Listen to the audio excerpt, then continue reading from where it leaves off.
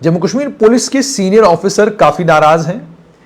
पूर्व डीजीपी के राजेंद्रा का मैं प्रिंट में पढ़ रहा था, वो कह रहे थे कि जो एडिशनल चीफ सेक्रेटरी होम राजकुमार गोयल ने ट्रांसफर ऑर्डर इशू किया है, जिसमें 31 के करीब ऑफिसर्स को, जिसमें डीवाईएसपी से उनको ट्रांसफर किया गया है, वो सही नहीं है।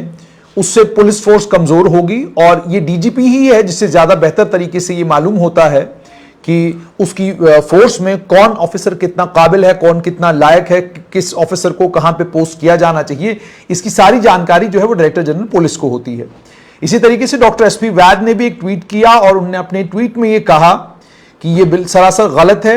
डीजीपी की जो अथॉरिटी है, डीजीपी की जो ताकत है, उस ताकत को कमजोर किया गया है, डाउनग्रेड किया गया है और ये साफ तौर पर नजर आता है कि डीजीपी के इंस्टीट्यूशन को कमजोर करने की कोशिश है। और कुछ IPS officer, retired IPS officer जिनसे मेरी बात हुई, उन लोगों ने भी यही कहा। उन्होंने कहा जी गलत हुआ, नहीं करना चाहिए था, ये काम डीजीपी अपने लेवल पर करता है और ये डीजीपी को ही करने देना चाहिए। और अगर आप ऐसा करते रहेंगे तो जम्मू कश्मीर जैसा केंद्र शासित प्रदेश, जिस केंद्र शासित प्रदेश में आतंकवाद और अलगाववाद के खिलाफ अभी हमारी लड़ाई खत्म नहीं हुई है, उस जगह पर इस तरह का अगर माहौल बने तो वो माहौल किसी भी तरीके से ठीक नहीं है। लेकिन अगर जम्मू कश्मीर की सरकार ने ये किया है तो किया कैसे है? क्या कई लोगों ने कहा जी कि केंद्रीय गृह मंत्रालय की ब्लेसिंग्स हैं इसलिए ऐसा हो रहा है। कई लोग ये कह रहे हैं कि लेफ्टिनेंट गवर्नर मनोज सिन्हा चूंकि ताकतवर हैं और नई दिल्ली से उनको पूरी मदद मिल रही है और उनका हर एक हुक्म नई दिल्ली के इशारों ने अलग अलग तरह से इस पर बात की है।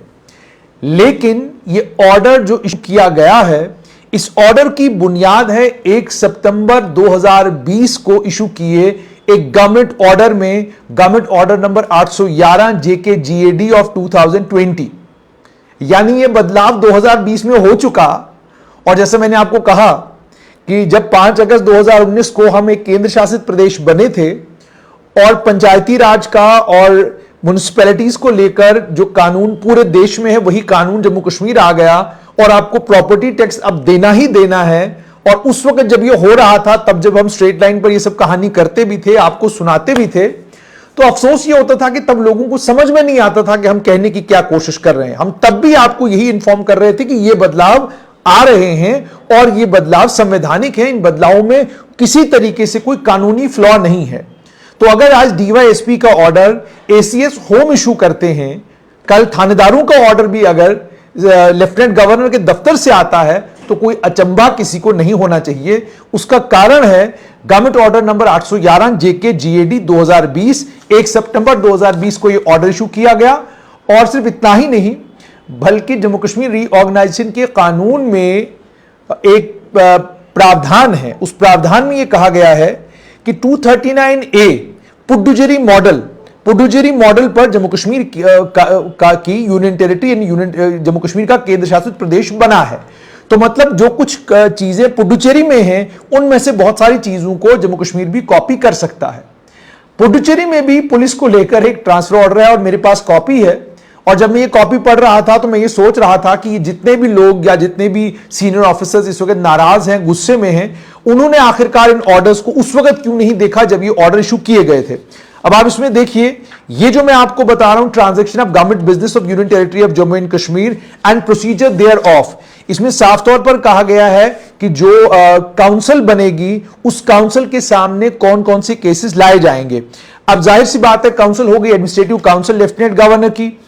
अब लेफ्टिनेंट गवर्नर की एडमिनिस्ट्रेटिव काउंसिल में क्या कुछ आएगा, जब मैं इस पर पूरी इस काउंसिल पर नजर दौड़ाता हूं तो यकीन मानिएगा मैंने एक बार भी नहीं, 2 बार नहीं, 3 बार देखने की कोशिश की कि कहीं ट्रांसफर को लेकर कुछ कहा तो नहीं गया है कि भाई जब भी लेफ्टिनेंट गवर्नर को ट्रांसफर करनी होगी, उन्हें एडमिनिस्ट्रेटिव काउंसिल बुलानी होगी, चीफ सेक्रेटरी साहब बैठेंगे, इनके एडवाइजर बैठेंगे, फिर जाकर ट्रांसफर होगी। लेकिन ऐसा इसमें कुछ नहीं है।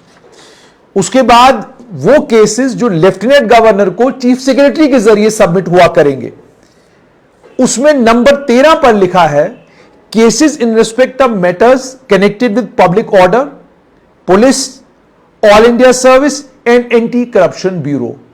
यानी साफ तौर पर जो आईएएस ऑफिसर्स को ट्रांसफर करने की ताकत, Jammu Kashmir administrative service, Jammu Kashmir police service, Indian police service, इन ऑफिसर्स को जो ट्रांसफर करने की ताकत union territory of Jammu Kashmir में है, वो ताकत जो है वो लेफ्टिनेंट गवर्नर के पास है, और उस ताकत के लिए उन्हें एडमिनिस्ट्रेटिव काउंसिल को भी बुलाने की जरूरत नहीं है।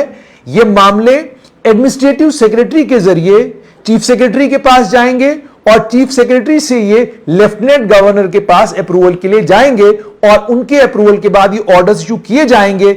ये सरकारी ऑर्डर 1 सितंबर 2020 को इशू किया गया है। ये वो सरकारी ऑर्डर है जो 1 सितंबर 2020 को इशू किया गया, जिस ऑर्डर के जरिए पुलिस के पास जो ताकतें थी डीवाईएसपी लेवल के ऑफिसर्स को ट्रांसफर करने की, डीवाईएसपी लेवल के ऑफिसर्स को दाएं बाएं करने की, अगर उनको वो अभी तक एग्जीक्यूट कर रहे थे या उन ताकतों का अभी तक इस्तेमाल कर रहे थे, और अब वो ताकतें अगर सरकार ने वापस ले ली हैं या सरकार उन ताकतों को का इस्तेमाल कर रही है, तो उसमें सरकार किसी भी जगह गलत नहीं है। इसमें साफ तौर पर यह लिखा हुआ है पब्लिक ऑर्डर से जुड़े हुए मामले, पुलिस से जुड़े हुए मामले, ऑल इंडिया सर्विस से जुड़े हुए मामले और एंटी करप्शन ब्यूरो से जुड़े हुए मामले। अब पब्लिक ऑर्डर में आप जानते हैं थानेदार से लेकर एसएसपी तक और एसएसपी से लेकर एडीजीपी तक तमाम लोग आते हैं, और इसी तरीके से पुलिस की अगर हम बात करें तो मुझे नहीं लगता इसको और एक्सप्लेन करने की जरूरत है। उसके बाद अगर इन्हीं ताकतों में आप देखेंगे, इन्हीं ताकतों में यह कहा गया कि अगर रूल्स की रिलैक्सेशन करनी है तो वो भी लेफ्टिनेंट गवर्नर करेंगे, और उसमें भी लेफ्टिनेंट गवर्नर को किसी एडमिनिस्ट्रेटिव काउंसिल की या किसी से इजाजत लेने की या किसी के पास प्रपोजल सबमिट करने की कोई जरूरत नहीं है। उसके बाद proposal for the posting of following officers, कुछ ऑफिसर्स को लेकर जो प्रपोजल हैं वो कैसे दिए जाएंगे। अब देखिए अपॉइंटमेंट प्रमोशन के लिए अब पोस्टिंग का जहां तक ताल्लुक है, तो पोस्टिंग के मामले में भी साफ तौर पर यह कहा गया है कि गवर्नमेंट के जितने भी सेक्रेटरी हैं उन सेक्रेटरियों की पोस्टिंग के प्रपोजल भी जो है वो जो है सेक्रेटरी टू गवर्नमेंट के प्रपोजल भी जो है वो चीफ सेक्रेटरी के जरिए एलजी के पास जाएंगे। डेवकॉम लगाने हैं, इसमें भी यही होगा। आईजीपी लगाना है, इसमें भी यही होगा। डीआईजी लगाने हैं, इसमें भी यही होगा। एचओडी लगाने हैं, उसमें भी यही होगा। डिप्टी कमिश्नर लगाने हैं, उसमें भी यही होगा। एसएसपी जो इक्विवेलेंट लगाने हैं वो भी जो है इसी तरीके से होगा। तो यह भी कहा गया। उसके अलावा special secretary, additional district development commissioner, additional deputy commissioner, additional secretary to government, तो इन तमाम को भी अगर पोस्ट करना है, यह पोस्टिंग की ताकत भी किसके पास है? ये पोस्टिंग की ताकत भी जो है लेफ्टिनेंट गवर्नर के पास है चीफ सेक्रेटरी के जरिए। तो इसका मतलब यह हो गया कि चीफ सेक्रेटरी के जरिए ही चीफ सेक्रेटरी के पास एडमिनिस्ट्रेटिव सेक्रेटरी होम प्रपोजल तैयार करेंगे। प्रपोजल जो है वो चीफ सेक्रेटरी के पास जाएगा, वो दस्तखत करेंगे और उसके बाद ट्रांसफर ऑर्डर्स इशू किए जाएंगे। उसके बाद पुडुचेरी में क्या होता है? पुडुचेरी मॉडल में भी यही है कि तमाम जितनी भी पोस्टिंग्स और ट्रांसफर होती हैं आईपीएस ऑफिसर्स की, आप जानते हैं नेशनल कैपिटल से अगर दिल्ली से होना है, अकबुट कैडर में होना है, तो वो तो जानते ही हैं आपकी वो केंद्र सरकार करती है। लेकिन अगर वो जो पुडुचेरी पब्लिक सर्विस के ऑफिसर्स हैं, जिसमें एसपी हैं, सिलेक्शन ग्रेड एसपी हैं, एडिशनल एसपी हैं पुलिस के, उसमें कहा गया है all postings and transfers of PPS officers shall be ordered by the government of Puducherry.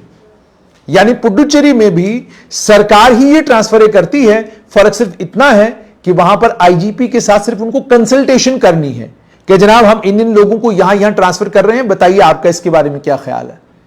यानी यहां कहीं नहीं लिखा है कि आईजीपी प्रपोजल तैयार करेगा, सरकार को भेजेगा और सरकार उस पर सोच विचार करेगी या सरकार उस प्रपोजल को अप्रूवल देगी। यहां उल्टा ये लिखा गया है, पुडुचेरी की सरकार कंसल्ट करेगी आईजीपी जो है पुडुचेरी के, और उसके बाद पोस्टिंग और ट्रांसफर होगी पीपीएस ऑफिसर्स की। पीपीएस में इसलिए कह रहा हूं क्योंकि आप जानते हैं पीपीएससी जम्मू कश्मीर में भी मसला बन गया है। पीपीएस का मतलब हो गया जम्मू कश्मीर पुलिस सर्विस से ताल्लुक रखने वाले जो ऑफिसर हैं, जिनको जम्मू कश्मीर का पब्लिक सर्विस कमीशन सिलेक्ट करता है, उन्हीं ऑफिसर्स को लेकर यहां पर भी बवाल कट रहा है। तो मैंने कहा कि ये मैं नहीं कह रहा, ये पुडुचेरी मॉडल है, जिस पुडुचेरी मॉडल को अगर आप जम्मू कश्मीर रीऑर्गेनाइजेशन एक्ट 2019 पढ़ेंगे तो आपको वहां से पता चल जाएगा। उसके बाद अपर सबऑर्डिनेट ऑफिसर्स जो होते हैं, एएसआई, सब इंस्पेक्टर और इंस्पेक्टर, जो पुलिस डिपार्टमेंट में काम कर रहे हैं, और उन तमाम के लिए भी कहा गया है कि आईजीपी वो ट्रांसफर जरूर कर सकता है, लेकिन उसके लिए एक बोर्ड बनेगा, और बोर्ड बनने के बाद जो है टाइम टू टाइम बोर्ड बनेगा और वो बोर्ड ये ट्रांसफर्स करेगा। उसके बाद लोअर सबऑर्डिनेट्स को लेकर भी कांस्टेबल और हेड कांस्टेबल की पोस्टिंग और ट्रांसफर कौन करेगा, यह भी कहा गया है कि जो हेड ऑफिस होगा पुलिस डिपार्टमेंट का, एआईजीपी पुडुचेरी इस केस में, और आप जानती हैं जम्मू कश्मीर के मामले में तो जाहिर सी बात है इसमें एडीजीपी लेवल के ऑफिसर। तो ये यहां पर कहा गया कि जितनी भी पोस्टिंग्स होंगी लोअर सबऑर्डिनेट्स की, कांस्टेबल्स की, हेड कांस्टेबल्स की, वो हेड ऑफ द ऑफिस करेगा। उसके बाद एक और इसमें इंपॉर्टेंट चीज है कि इंस्पेक्टर्स और सब इंस्पेक्टर्स को लेकर पुडुचेरी मॉडल क्या कहता है। यह भी कहा गया है कि इसमें सबसे इंपॉर्टेंट यह है कि जिस वक्त स्टेशन चार्ज देगा वो प्रॉपर्टी का रिकॉर्ड देगा, रजिस्टर देगा, फाइल्स देगा, बाकी तमाम चीजें देगा, वो डिटेल्स देगा। इसमें यह भी कहा गया है कि जो ट्रांसफर पॉलिसी है उसको 4 डिस्टिंक्ट लोकेटेड डिविजन्स में डिवाइड किया गया, और उसके बाद कौन का ऑफिसर कितना काबिल है उस बुनियाद पर तय किया जाएगा किस ऑफिसर को कहां पर पोस्ट किया जाएगा। तो कानूनी तौर पर यह बदलाव आ चुका था 1 सितंबर 2020 को, और इस कानूनी बदलाव को अमली जामा पहनाया गया एक लंबे वक्त के बाद 31 डीवाईएसपी को ट्रांसफर करके। और यह भी आपको याद होगा कि लेफ्टिनेंट गवर्नर ने लड़कियों के लिए जम्मू कश्मीर पुलिस में रिजर्वेशन की अनाउंसमेंट भी की थी पुलिस रिक्रूटमेंट में।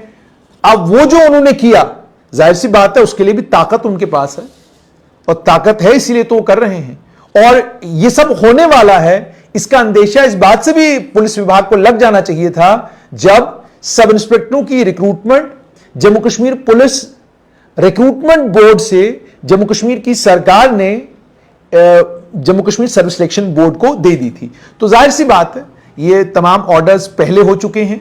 कानूनी तौर पर लेफ्टिनेंट गवर्नर को पूरा इख्तियार है ये ट्रांसफर्स इशू ऑर्डर इशू करने का।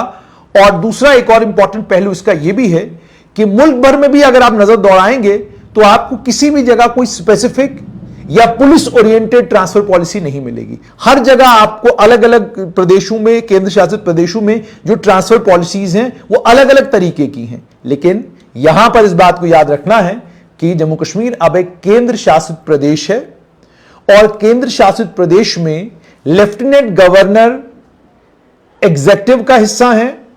संवैधानिक पद जरूर है लेकिन एग्जीक्यूटिव का हिस्सा है, और एग्जीक्यूटिव का हिस्सा होते हुए केंद्रीय गृह मंत्रालय के दिशा निर्देश और केंद्र सरकार के दिशा निर्देश के अनुसार और साथ में राष्ट्रपति के दिशा निर्देश के अनुसार काम करते हैं। तो ये जो बवाल कटा, इस बवाल के बीच में प्रिंट में एक स्टोरी आई, मैंने वो स्टोरी जरूर पढ़ी, उसमें डेट गलत है। उसमें यह कहा गया है कि एक ट्रांसफर पॉलिसी इशू की गई थी फरवरी 2020 में, वो गलत है। फरवरी 2020 में कोई ट्रांसफर पॉलिसी जम्मू कश्मीर में नई इशू नहीं की गई थी। जम्मू कश्मीर की जो ट्रांसफर पॉलिसी है वो 2010 की है। 2020 में उस ट्रांसफर पॉलिसी के अंदर कुछ बदलाव किए गए थे, लेकिन कोई ज्यादा बड़े बदलाव नहीं थे।